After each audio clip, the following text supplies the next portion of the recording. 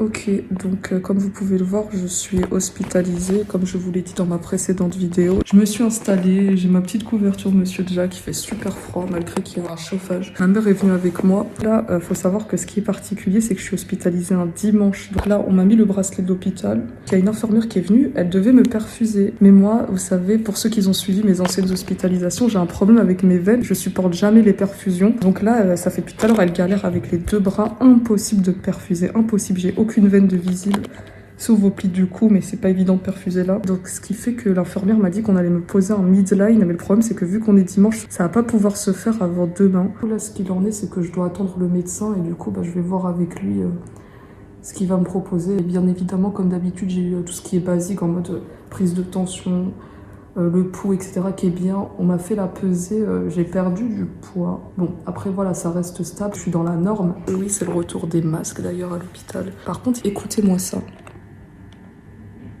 Vous entendez ce bruit? Pour ceux qui s'y connaissent et qui ont vu mes autres vidéos, c'est le bruit des backrooms, le niveau 0. Mais ça se trouve, c'est l'entrée des backrooms ici. Donc là, je dois rester avec ce son, mais je pense que quand j'éteins la lumière, il n'y a plus ce bruit-là. Comme par hasard, j'ai ce bruit-là dans ma chambre. C'est jaune comme les backrooms, mais si je rentre dedans... Ah, imaginez, je vais dans une autre dimension. Bah en fait, je vais juste... Hop. Et voilà, fini le bruit des backrooms. On va réactiver. Vous entendez? Bon, du coup, là, il y a le médecin qui vient de passer. Je suis crevée, j'ai juste envie de dormir. Comme d'habitude, c'est des questions basiques, etc. Et il m'a dit que dans mon cas, le mieux, ce serait de mettre en place la jéjunostomie. Ça éviterait d'avoir tout le temps la sonde qui ressort, machin. Et je lui ai dit clairement que j'étais pas prête et que j'avais peur. Voilà. Ce qui fait qu'ils vont essayer de faire le maximum possible pour que ma sonde soit replacée dans la semaine. Et là, il est parti voir pour qu'on puisse me mettre un midline afin que je reste hydratée. J'ai demandé à avoir de l'eau. Parce que moi, l'hydratation, ça va. Mais j'ai que des nausées alors que j'ai rien mangé. Et il m'a dit, est-ce qu'on vous ramène un plateau repas? J'ai dit non, ça sert à rien. Bon, j'espère que le midline va tenir. Par contre, on s'y habitue au bruit des backrooms. Hein. Du coup, on m'a ramené une grosse couverture. Sinon, c'est des draps qui ne couvrent rien. J'ai mon plaid et... Non, je vais dormir. Bon, du coup, là, l'infirmière vient de passer. On m'a fait une grosse prise de sang. Elle a serré le bras avec le garrot. Je serrais le poignet et je sentais plus mon bras. Ça faisait que des fourmillements. Donc j'ai pas compté combien elle a enlevé de tubes. Je pense qu'elle a dû enlever environ 5 ou 6 tubes. Au moins la prise de sang, elle s'est bien passée. J'ai une chambre qui est plutôt énorme. Regardez tout l'espace que j'ai ici. Là j'ai mes affaires. Pour régler le lit, c'est comme d'habitude. Enfin, j'ai pas de télécommande, faut directement que j'aille. Que ça se fasse comme ça. Bon, après, évidemment, la télé est payante. Mais moi, je regarde jamais la télé chez moi. C'est pas ici que je regarderai la télé. Ah oui, et à certaines hospitalisations, j'avais pas de douche dans ma chambre. Là, heureusement, je suis dans une chambre où j'ai tout, toilette et douche. Bon, bah, tant qu'à faire, je vous montre ça aussi.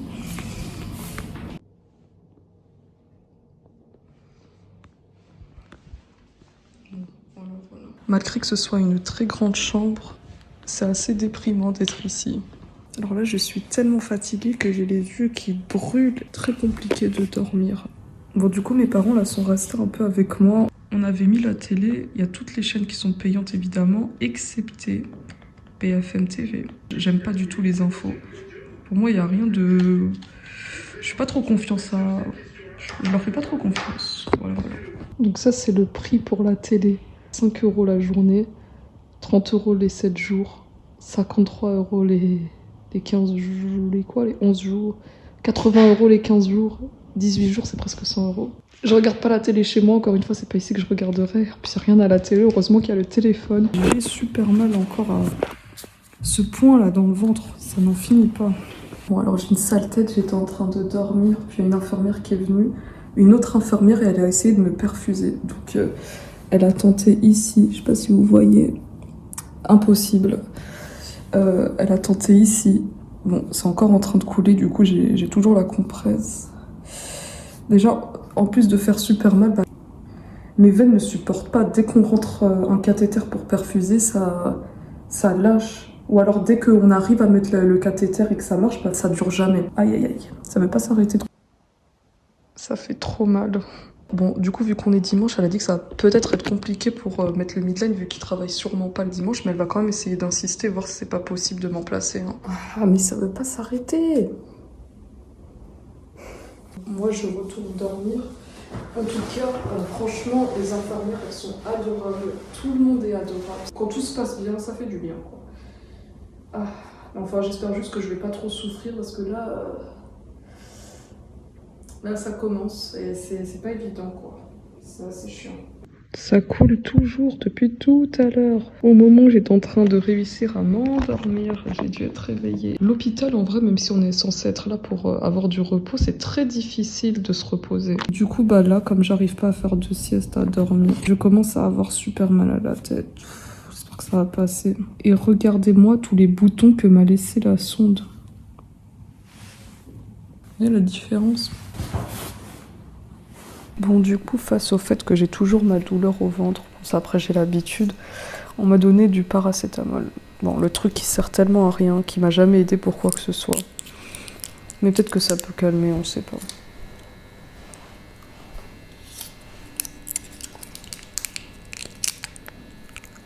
Je suis crevée.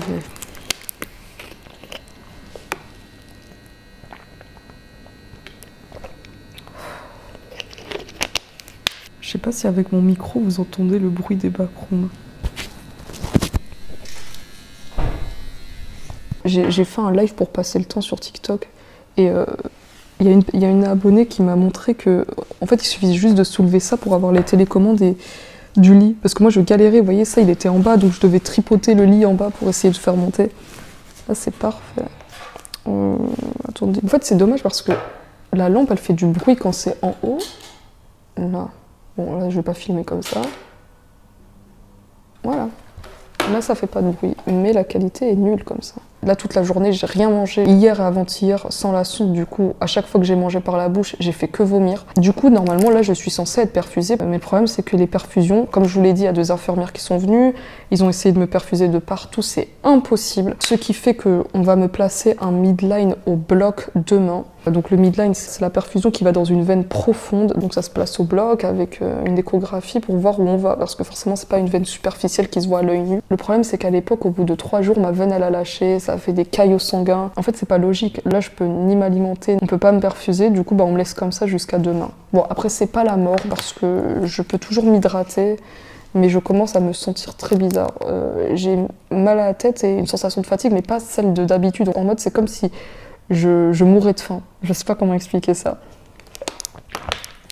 C'est peut-être le manque de sucre et ce genre de choses. Bon, l'infirmière vient de revenir. Elle m'a donné ça. Bon, je connais ça, j'en ai pris pendant des années. C'est du lansoprazole. Ça permet d'éviter qu'il y ait trop d'acidité gastrique. C'est un des seuls médicaments qui a un bon goût et ça fond tout seul dans la bouche. Bon, du coup, elle m'a dit que peut-être que ça peut aider contre les douleurs que j'ai là. D'ailleurs, ça s'est calmé maintenant, la douleur que j'ai au bas à droite du ventre. En fait, ça part, ça vient, ça part. C'est vraiment... Il n'y a aucune règle là-dessus. L'hôpital, il tombe un peu en ruine. Il y a l'infirmière qui s'est prise sa blouse dans ça. Du coup, c'était une situation assez drôle. Elle est en train de tirer et tout. Avant, ça devait être une chambre double ici, clairement, parce qu'il y a 2 armoires, c'est super grand. Il y a 2 pieds à perf qui sont là, et c'est fou à quel point ils sont lourds. Tout à l'heure, j'avais essayé de les pousser, waouh. Et encore, ils sont pas... Il y a rien dessus. J'imagine même pas le patient qui doit se trimballer avec des trucs branchés. Quoique je me souviens à l'époque, quand j'étais perfusée à l'hôpital, c'est vrai que c'était super lourd à pousser tout ça, quand ça dépend. Au fait, je comprendrai jamais les interrupteurs qui sont hors de la pièce en question. Bon bah du coup on m'a ramené un plateau repas. Vu qu'on peut pas me perfuser ou quoi, faut bien que je m'alimente, qu'il y ait quelque chose qui passe. J'espère que je vais pas avoir de vomissement. Et puis même si je vomis, il y aura forcément un peu qui va digérer quand même. Bon alors qu'est-ce qu'on a potage de carottes. Bon. Ça m'avait pas manqué la nourriture de l'hôpital. Potage de carottes, parmentier de poisson, yaourt nature, compote de pommes et pain. La soupe est dégueulasse. Au moins, ce qui est bien, c'est que j'ai de la nourriture pas trop consistante. Vous voyez, c'est que soupe, yaourt, purée. Oula, il n'y a pas du tout de sel. Je vous fais une petite séance ASMR dégustation. Franchement, j'ai l'impression que c'est sec. Non, je vais faire un truc très bizarre, mais... Le combo parmentier soupe, c'est bon en vrai. Oh, c'est chaud. Oh, le pain, il est congelé. Ouf, il est super froid. On sent qu'il vient d'être décongelé. En général, je mange pas de pain. Là, je me sens ballonnée, donc je vais attendre un peu avant de continuer le repas. Voilà, voilà. Après, ce qui est bien aussi, c'est de faire le combo yaourt avec compote. Comme ça, t'as même pas besoin de sucrer, c'est directement.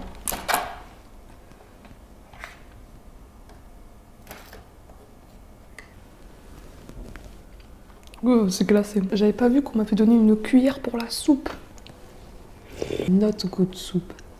Pour ceux qui ont la ref. En fait, je suis trop bête. Vous voyez ce genre de yaourt, on en a toujours à la maison, mais moi, j'en mange jamais, jamais.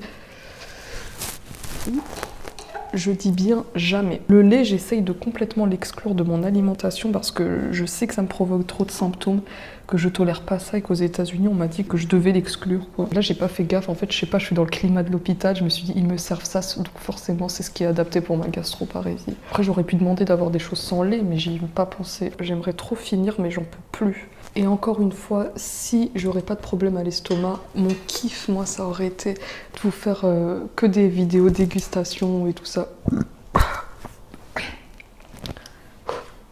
Désolée, mais là, c'est ce que je vais subir. J'ai l'impression que je vais exploser.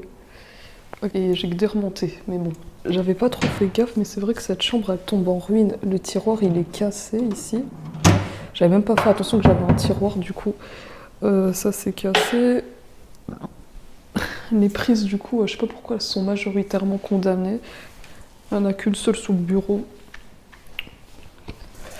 Genre là aussi. Le porte-serviette, il n'y en a pas, il est cassé. Le porte du gel hydroalcoolique cassé. En fait, j'avais pensé à quelque chose.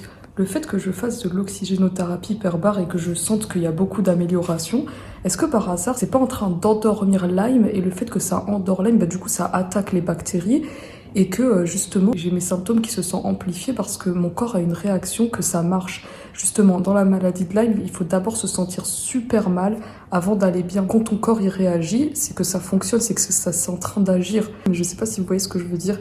Pour comprendre ça, il faut vraiment comprendre Lyme chronique, comment ça agit, les traitements, etc. C'est une possibilité. Ça, c'est un truc qu'il faut toujours retenir. On commence par aller mal avant d'aller bien quand on commence une thérapie de Lyme. Comme les antibiotiques, quand il y a des réactions, c'est que ça attaque, ça fait quelque chose, mais moi après je tolère pas. Bon bah, je viens de vomir.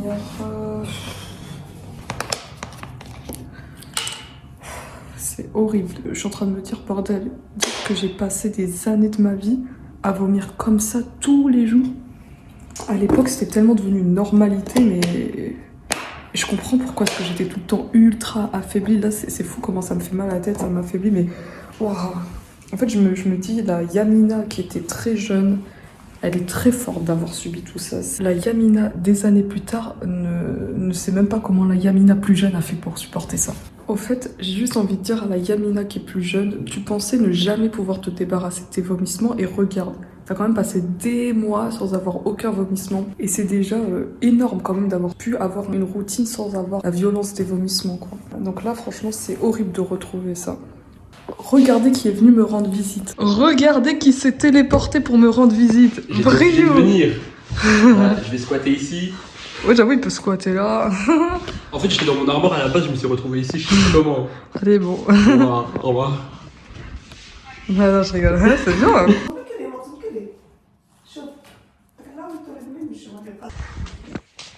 Oui, le sapin, il est décoré en Noël. Avant, j'étais dans cette chambre.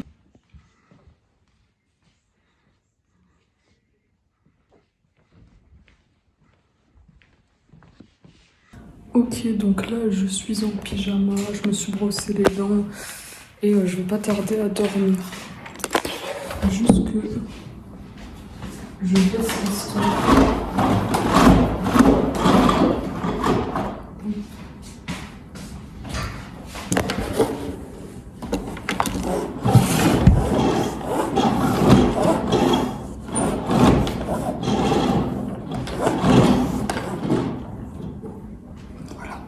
Bon, du coup, ce soir, après une énième tentative de m'avoir piqué de partout, une infirmière a retenté et tadam, elle a réussi. Elle a réussi, mais bordel, ce que ça fait mal, ça fait mal. Bon, comme vous pouvez le voir, c'est juste un cathéter. Donc, elle m'a perfusé avec beaucoup de difficultés. Elle a tellement serré le garrot que tous les autres endroits où j'ai été piquée, il y avait du sang qui sortait. Mais au moins, elle a réussi à me piquer du premier coup. Elle a trouvé une veine. On a dû mettre... Il y a une autre infirmière qui était avec une lampe pour bien voir. Je lui ai dit, mais vous avez pas les appareils spéciaux pour voir les veines comme ceux que j'avais aux États-Unis? Ils m'ont fait, malheureusement, ce service, ils en ont pas, c'est trop cher. Donc du coup, vu que j'ai eu des vomissements et j'ai toujours des nausées, bah on m'a donné un cétofilm, donc c'est le Zofren, j'en ai déjà eu il y a depuis longtemps. Pour ceux qui me suivent à l'époque, j'en avais depuis très longtemps. Du coup j'ai eu ça, elle m'a dit si jamais j'ai des nausées, donc le cathéter il est là au cas où il y a besoin de perfuser. En gros, si jamais j'ai toujours des nausées, que ça part pas et je continue à vomir, bah j'ai juste à les appeler et on me perfuse. Donc on me fait passer des médicaments, tout ce qui est anti-nauséeux, anti-vomitif directement par les veines. Bon. J'ai jamais senti quoi que ce soit de différent quand on me passe, que ce soit par les veines ou par voie orale. Peut-être que ça peut changer. En tout cas, le cétofilm, quand il passe, c'est direct un truc qui fond dans la bouche, donc ça va. Ah, waouh, ça fait tellement mal. Ça va être vraiment compliqué pour dormir avec ça cette nuit. Et encore heureusement que c'est pas perfusé. Elle a juste injecté un produit pour rincer. Oh la douleur. Donc l'infirmière m'a dit que dans tous les cas, il y a la pose du midline qui est prévue pour demain. J'ai tellement pas l'habitude de voir mon visage sans rien que là je me reconnais même pas trop. En fait, je suis en train de retrouver mon visage. Là, mon visage, je sais pas, il est plus illuminé que s'il a un tube tout crasseux. Du coup, là, vous pouvez voir l'une des rares fois où j'ai mon visage sans sonde. Tout à l'heure, j'étais sur le point d'aller dormir. Puis au final, il y a les soignantes qui viennent. Perfusion, c'est un réveil hardcore de se faire perfuser, d'avoir une douleur en plus qui part pas. En fait, à chaque fois que je suis sur le point de dormir, il y a un truc qui me réveille. La douleur, le vent, il y a du bruit. Mais en fait, ça va là. Je suis bien au chaud. Mon pyjama, super chaud. Ma couverture, super chaude. La couverture qu'ils m'ont donnée, ça va. Le chauffage, en vrai, il est chaud. On va baisser ça. Je vais voir ce que ça donne quand on éteint les lumières. J'espère qu'on va être dans le noir complet dès que j'éteins les lumières. Bon, ouais, bon, il y a la porte qui illumine. On n'est pas dans le noir complet, mais ça va. En fait, je voulais juste faire part de quelque chose. Moi, vous voyez, la première fois que j'ai été hospitalisée, que j'ai vraiment eu des contacts avec... le milieu hospitalier, les docteurs, etc., bah, ça a été que de la maltraitance. Ma première hospitalisation, c'est fait à l'âge de 16 ans. Donc j'étais jeune et je découvrais le milieu hospitalier avec beaucoup de violence. Donc moi, dans mon cerveau, c'était imprégné que dès que tu es hospitalisé, dès que tu es avec des médecins, tu vas forcément subir de la maltraitance médicale. C'est ce que j'ai subi pendant des années. Du coup, ce qui fait que là, le fait que tout se passe bien, que les soignants sont adorables, sont gentils, etc., j'ai l'impression que c'est pas normal, ça me fait trop bizarre. Limite dans ma tête, je suis en train de me faire des scénarios pour me justifier sur pourquoi ils sont gentils, alors que normalement, c'est là leur comportement qui devrait être normal, et ça devrait même pas m'étonner de les voir gentils à ce point. Mais en fait, c'est fou à quel point on m'a tellement traumatisée avec tout ce qu'on m'a fait subir en psychiatrie, etc., que maintenant, bah, là, j'ai une vision assez décalée de l'hôpital. J'ai tout le temps l'impression que ça va mal se passer. En même temps, faut avoir subi tout ça pour comprendre. Voilà, voilà. Ça me rappelle des souvenirs d'être hospitalisée ici parce que la dernière fois que ça a été le cas, je vous l'avais partagé. Et en fait, c'était le moment où j'avais rencontré pour la première fois une personne qui a une gastroparésie que je connaissais de base sur les réseaux sociaux, donc elle avait le même âge que moi, etc. Je vous avais dit dans une vidéo qu'elle était décédée, donc ça fait bizarre de là se retrouver dans ce service où j'étais avec elle. Elle était dans une chambre qui était au bout du service, j'étais dans une qui était vers le début, et du coup elle allait dans ma chambre, je venais dans sa chambre, on se voyait.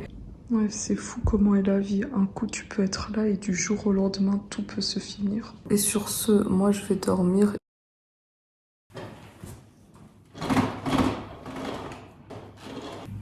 Hello, du coup, on se retrouve pour le jour 2 en hospitalisation. Comment dire que j'ai super mal dormi. Déjà, il n'y avait pas de noir complet, il y a la lumière de dehors. Il faisait froid, même si j'avais 2 couvertures par moment, il faisait chaud. Il faisait quand même majoritairement froid. Les soignantes qui viennent souvent pour voir si tout va bien. Ça qui me gênait beaucoup pour dormir. Bref. Au réveil, j'ai toujours mal au ventre et j'ai des nausées. Donc là, je vais aller prendre une douche et on se retrouve tout à l'heure. Et au passage, il n'y a pas de problème. Si on mouille ça, c'est couvert, c'est fermé. Vous savez, à l'époque où j'ai été maltraitée en psychiatrie, j'étais traumatisée par les douches d'hôpital parce qu'on n'avait pas de pommeau de douche comme ça. T'avais directement une douche là-haut et tu devais appuyer sur un bouton, puis c'était glacé, tu pouvais pas régler la température. Là, t'as de l'eau, c'est tellement chaud que je me suis limite brûlée. Voilà, ça fait du bien d'avoir une vraie douche, un vrai pommeau de douche, etc.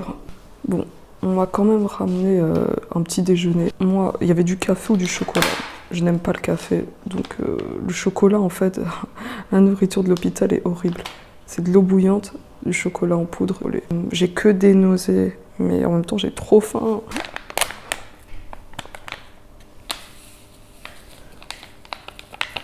Dégustons ça. Ouais, ça a le goût de l'eau avec un arrière-goût de chocolat. Bon.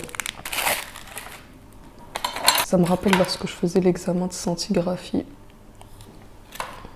Donc c'était un examen que j'avais fait pour la gastroparésie. Bon, là j'ai trop de nausées, je suis extrêmement rassasiée. Face au fait que j'ai des nausées, on m'a encore donné de l'Anzoprazole comme hier.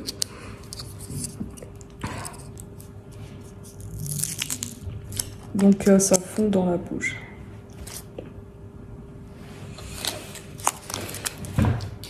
Bon, comme hier, c'est au film, donc c'est un anti-nauséeux qui est hyper puissant que j'avais à l'époque, encore une fois. Ça se présente sous un petit film comme ça qui fond dans la bouche, sous la langue.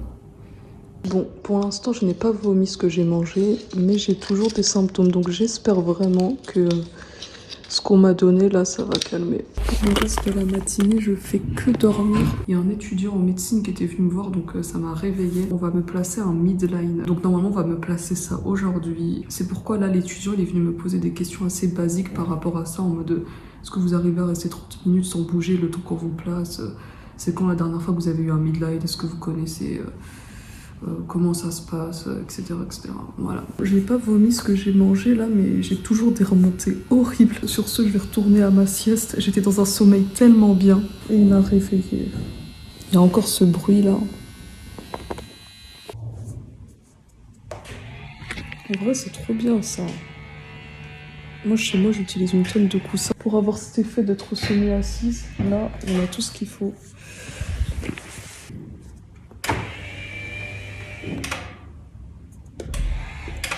Le docteur vient de passer et il m'a dit qu'on essaiera de faire en sorte que je puisse sortir dans la semaine. Il m'a fait part du fait que c'était pas rien le risque qu'il y avait à chaque fois que je vomisse ma sonde. C'est pas la première fois que ça arrive. Et il m'a fait part du fait que c'était énorme le nombre de fois où je passe au bloc et que c'était vraiment pas bien pour ma santé. Donc ça, j'en avais conscience et c'est exactement ce que je vous avais dit dans une vidéo. Donc il m'a dit que dans mes conditions, vraiment le mieux ce serait d'avoir la Jejuno. Et là, je lui ai fait part du fait que je tolère pas les antibiotiques. Et franchement, je m'attendais à ce qu'il me juge comme le chirurgien. Dans la vidéo où je vous avais expliqué par rapport à la jéjunostomie, le chirurgien n'a même pas voulu prendre en considération ce problème-là. Mais ce docteur, il n'a pas du tout eu la même réaction. Il m'a dit de lui-même qu'il y avait des tests chez des allergologues qui existaient pour savoir quel antibiotique je peux tolérer pour observer mes réactions lorsque j'ai des antibiotiques. En gros, ils injectent un tout petit peu d'antibiotiques et ils voient à chaque fois la réaction pour chaque famille d'antibiotiques. Et vous voyez ça, un test chez un allergologue pour voir quels antibiotiques je tolère, pour voir si j'ai des allergies, etc. Bah, j'en ai parlé au chirurgien. Il m'a dit que ça n'existait pas. Il m'a dit que ça n'existe pas les tests d'allergie pour les antibiotiques. C'est ou on est allergique depuis la naissance ou rien du tout. Vous vous souvenez, c'est immonde ce qu'il m'a dit. Parce que là, j'ai dit exactement ça au docteur et il était extrêmement choqué. Il m'a fait « Qui vous a dit ça? C'est pas possible !» Bien sûr que ça existe des tests d'allergologie pour les antibiotiques. Il m'a dit que quand même dans ma vie, j'ai des risques d'avoir des infections. Donc le jour où j'en ai une, c'est une grosse galère si on sait pas quel antibiotique je tolère, et encore plus si je les tolère pas tous. Donc c'est pourquoi là on va enfin régler ce problème, comme quoi le temps il arrange tout, et à faire un courrier, etc. Bah rien que ça, vous voyez, ça c'est un truc qui aurait dû être fait. Du coup bah je lui ai dit que si on règle ce problème avec les antibiotiques, bah moi il n'y a pas de problème, j'accepte la jéjunostomie. Du coup on va voir ce que ça donne. Ça me rappelle la fois où j'ai dit à un docteur vous pouvez pas me faire des tests pour voir quels aliments mon corps tolère ou pas. Il m'a dit que ça n'existait pas, alors que bien sûr que si, ça existe de voir quels aliments ton corps tolère ou non. À part les États-Unis, en France, on m'a jamais fait de prise de sang pour voir si j'avais des allergies alimentaires et ce genre de choses. Bon, il n'y a rien qui va. Je viens d'apprendre le décès d'un oncle. C'est le frère jumeau de mon père. Il y a vraiment trop de choses qui se passent en ce moment. C'est fou comme coïncidence, mais la veille, je terminais la journée en vous parlant du sujet de la mort, et le lendemain, j'apprends le décès de quelqu'un de ma famille. Cet oncle, c'est quelqu'un que je voyais assez souvent depuis toujours. Je ne vais pas rentrer dans les détails car sinon il y aurait beaucoup trop de choses à dire. Mais vous n'imaginez pas la vie misérable qu'a eu cet homme. C'était une très bonne personne et il méritait clairement pas toute la souffrance qu'il a endurée. Il est décédé dans des conditions vraiment très tristes. J'admire le courage qu'il avait pour avoir enduré tout ce qu'il a subi dans sa vie. Ce matin-là, j'ai pu descendre rejoindre ma famille à cause de ces circonstances. On m'a laissé, il n'y avait pas de problème. Bref, voilà, qu'il repose en paix désormais. Pour les personnes qui me suivent sur ma page Facebook et Twitter, je vous en ai parlé beaucoup plus en détail. En plus, j'ai croisé aussi une aide-soignante, Céline, qui m'a maltraitée en psychiatrie, donc ça date de 2015, et elle s'est souvenue de mon prénom. What the fuck, elle m'a dit bonjour Yamina, comment ça va? Je trouve ça trop suspect qu'elle se souvienne de mon prénom. Comment tu peux te souvenir de mon prénom alors que ça date de 2015? Bref. Et du coup, elle m'a dit qu'elle connaissait elle aussi mon oncle, tout le monde le connaissait ici de toute façon. Mais elle était tellement pas empathique, genre elle était en mode et il a quoi? Il a quoi? Oh là là. Et elle était détestable, son comportement était détestable. Elle avait aucune empathie face au fait que je lui annonce que mon oncle est décédé. Puis en même temps, elle parle à une autre patiente, puis je pars comme ça, laisse tomber. C'était n'importe quoi. Les soignants qui m'ont maltraité en psychiatrie ne changeront décidément jamais. Ah, un autre défaut que j'ai trouvé dans cette chambre, ça s'est déchiré. Donc là, à midi, on m'a ramené à manger. C'est trop aléatoire ce repas. Pourquoi il y a du beurre? J'ai encore des nausées, puis en plus avec tout ce que je viens d'apprendre, ça me donne clairement pas envie de manger, mais on va quand même essayer un peu avec ça, en espérant que je le vomisse pas également.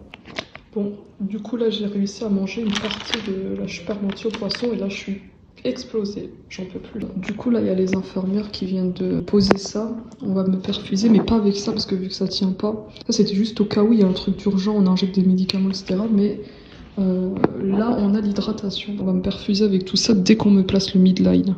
Donc normalement je passe dans le bloc l'après-midi. Bon, les infirmières sont revenues, je sais pas ce qu'elles ont fait, elles ont changé la poche ou les tubulures, je sais pas.